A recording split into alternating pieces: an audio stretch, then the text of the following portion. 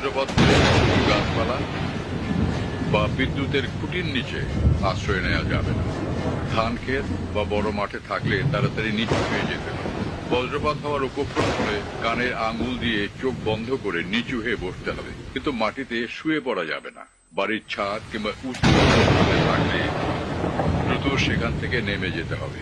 বজ্রপাতের সময় বাড়িতে থাকলে জানালার কাছাকাছি থাকা যাবে না। বজ্রপাত ও ঝড়ের সময় বাড়ির ধাতব কল, সিঁড়ির রেলিং, ধাতব রেলিং, এমনকি ল্যান্ডলাইন টেলিফোনও স্পর্শ করা যাবে না। বজ্রপাতের সময় বৈদ্যুতিক সংযোগযুক্ত যেমন টিভি, ফ্রিজ, কম্পিউটার জাতীয় যন্ত্রপাতি সুইচ বন্ধ করে এগুলোর প্লাগ খুলে ফেলতে হবে।